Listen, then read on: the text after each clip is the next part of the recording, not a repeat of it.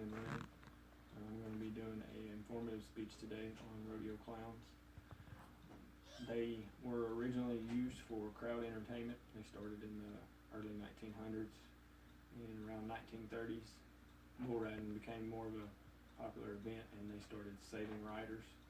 And from about the 30s to the 70s, it was usually only one bullfighter, and he done everything from crowd entertainment to the saving the bull riders to helping bronc riders and all the above in rodeos. It was a pretty tedious job. And nowadays you have anywhere from 2 to 4 people in the arena at all times. You of course have your barrel man, funny guy, and then you'll have anywhere from 2 to 3 that are working bulls for protection and cowboys. If this is something you would be interested in doing, you would start off by first trying to attend bullfighting school. And the first thing you will, of course, have to do is sign a waiver. And they are in no way, shape, fashion, or form responsible for you getting hurt. And then you need to buy the gear, vests, pads. And once you get there, the first thing you need to do is, the best way to start training is a wheelbarrow. That is the turning radius of a bull, is a wheelbarrow. So stepping around, moving around, running back and forth in front of a wheelbarrow will get you where you need to be.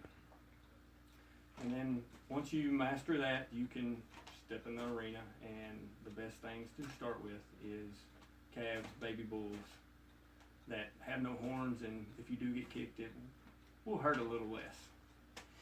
And once you master them, you will just gradually move up, and it will get bigger, and if you get hit, it will hurt more. The first time I asked before I got hit was, what does it feel like?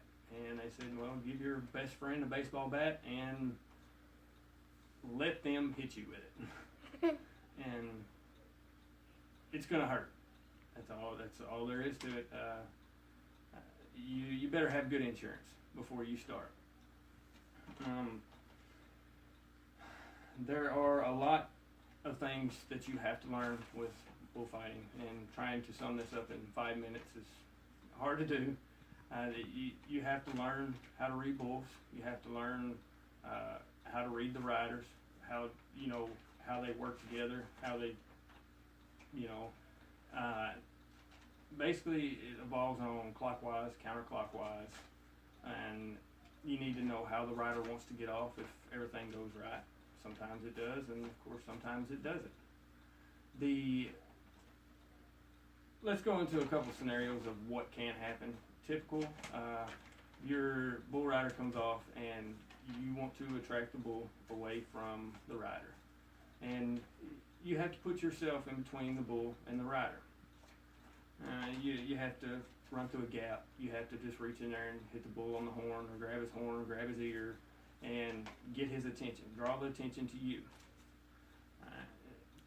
This is usually the most common way that is performed, and this is what you hope for every time you step out there, but of course that's not what happens.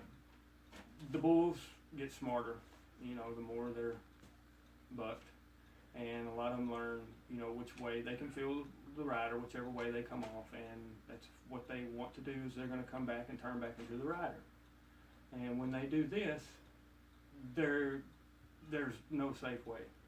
You're going to get hit. You have to reach in there and grab their head and just pull them to you, or you have to run in there and just jump on their head or sit on their head, and then you're going for a ride.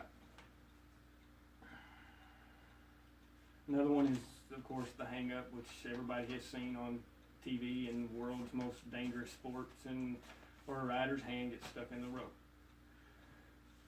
Pretty scary, but if there's 2 of you, one bullfighter always goes to the head and keeps control of the bull, and the other one jumps on the bull's back. And basically, the best way to put this is put your hand face down, put a rope in your hand, and let your friend stand on it and try to get your hand out. You're not going to. You have to jump up there, and of course you got your tail rope, and you just have to pry their fingers out and rip as hard as you can to get their hands out. And you hope the bull rider is up on their feet. A lot of times they start getting drugged, and that's when the injuries happen. When you have an animal from 1,100 pounds to 2,000 pounds, human bodies don't stand a chance, and you always want to stay away from the fences. Keep them away, the bulls off of the fences, because again, it's you, the bull, or the fence, and it's going to be you. You're going to break, nothing else. The rodeo community is very God type. Everybody is very church going.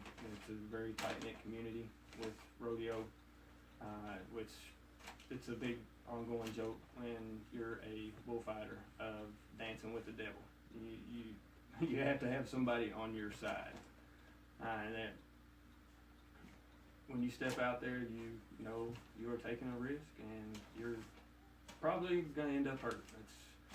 I guess I was fortunate enough to not ever get seriously hurt, and I had a family and wife and kids to take care of, and I had to stop. This was always just something I wanted to pursue. I followed my uncle's footsteps is what it amounted to. I wanted to do this since I was a small child, running around with him and going from rodeo to rodeo. But I want to just hold this up and say, if you want anything or want to ask me any questions about this, you're more than welcome to learn more about it. It's, again, hard to sum up in 5 minutes. But thank you, and y'all have a great day.